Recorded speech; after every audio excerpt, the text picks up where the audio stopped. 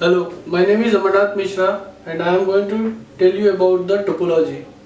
We have various kinds of topologies which is working in the network, that is star topology, bus topology, ring topology, token ring topology, mesh topology, tree topology and hybrid topology. So when we talk about the topology, it is as per the arrangement of computers and devices within the organization to make the communication possible between the system for transferring the data. We use topologies. So we have such kind of topology. You can see that the switches are there. It has been connected with the systems and these are centralized device which is connected to the star topology. We have a unified device, we have routers, we have switches, we have the connections. So in most of the cases we use star topologies because it is easy to troubleshoot, it is easy to identify, it is easy to implement, and that is why most of the organization preferred the star topology. So various topologies, within the various topologies we use the star topologies. So regarding that we will do the practical also with the help of packet tracer. For configuration of topology, that is star topology in packet tracer, that is Cisco packet tracer, we are going to use laptop, computer and server.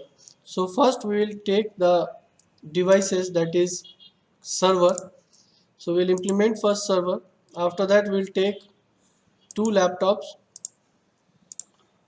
and we'll take three PC. When we take three PC over here, we can see that it has been it is there. Now we will also introduce the switches over here. So we'll take a switch, that is the central device. This is 2960 switch, that is of 2900 series switch. Now we will connect the switch central device to all the end nodes. So we'll select the connector, that is the cable. We'll select here, we'll connect the server to the switch. Again we will connect laptop to the switch. Again we'll connect laptop to the switch. Then we'll connect PC to the switch. We'll connect the PC to the switch. And again we'll connect the PC to the switch. So now we will provide the address, that is IP address, to all the nodes including server. So we'll provide IP address, that is IP of class C, that is 192.168.10.1 and subnet mask of 255.255.255.0. We'll also configure the IP address of PC, that is laptop. We'll provide IP, that is 192.168.10.2 and subnet mask of 255.255.255.0. We will also configure the another third laptop, that is second laptop, IP of class C address 192.168.10.3, subnet mask of class C, that is 255.255.255.0. Now we will also provide IP address to the PC, that is IP address of class C address of same class, that is 192.168.10.4, subnet mask of class C address, that is 255.255.255.0.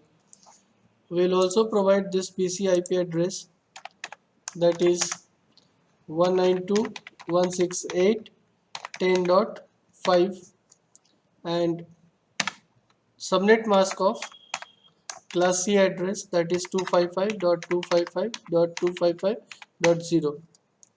So we are going to configure this address to the interface of all these end nodes. We will also configure to the PC, that is PC6, that is IP of class C, same range, that is 192.168.10.5 6 subnet mask of class C, that is 255.255.255.0. So now we have already completed the labeling of the IP address to individual nodes including server, laptop and PCs.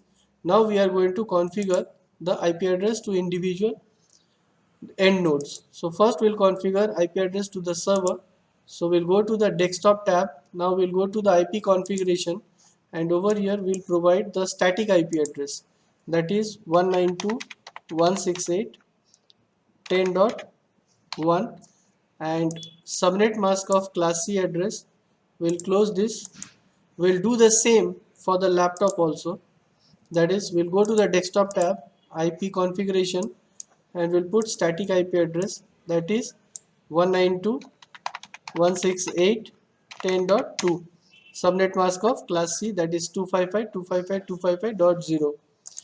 We'll minimize this. Again we'll go to the third laptop, that is the desktop tab, and then we'll move to the IP configuration.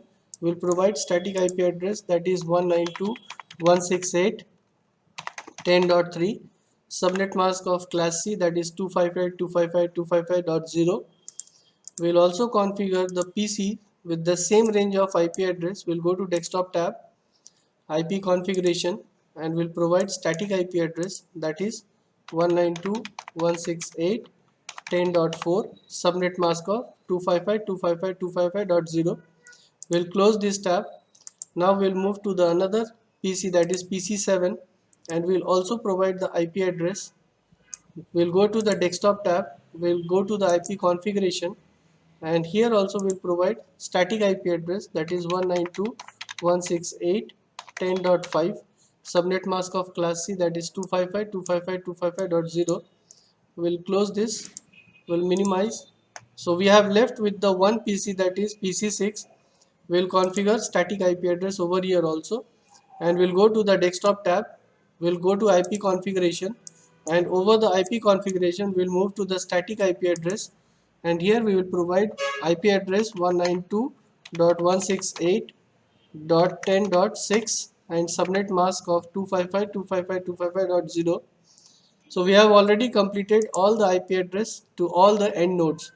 So you can see that all the nodes are connected to the central device and the connection is up, and you can see that the green signals is coming. So all our connection are properly working. So now we will test by the help of logical connections, that is via ping, that is packet internet gopher. So we'll check with the host to the computer, from the computer to the server.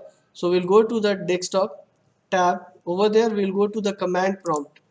When we come to the command prompt, we will check whether the device is connected with the server via logical connection or not. So we'll ping and we will check that whether it is packet is reachable or not. So we'll provide IP address 192.168.10.1 and it is replying. So we can see that all the 4 packet is received.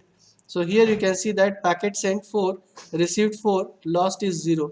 So that means it has having a proper connection and all the packet is reaching to the source to destination. If we want to check via the PDU packets, that is also possible. So we will check the PDU packet. We will select this from PC6 to server. It will go via switch and then it will go to the server.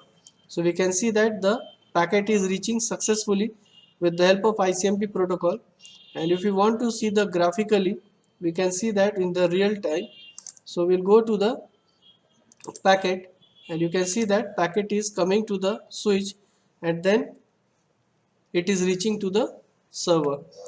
Then similarly it will receive the response, because when we ping we send one packet and we receive the response from the destination also. So you can see that it is coming and going, and after that it is receiving. So you can see that the tick mark is there.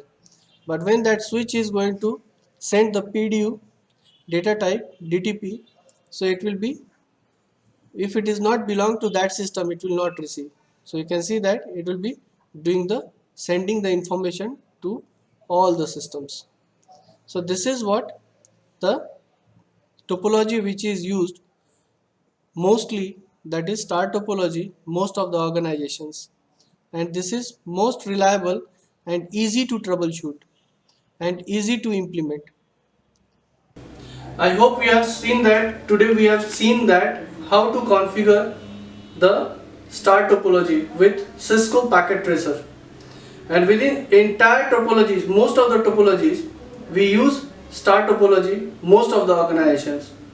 So I hope you have learned with the practical how to configure the IP address, how to provide the IP address, how to check the connection between the system, servers, laptop and desktop. So if you want to know more about the networking, core networking, advanced networking, please feel free to visit 77 Wilkinson Road, that is Blue Crest College. Thank you.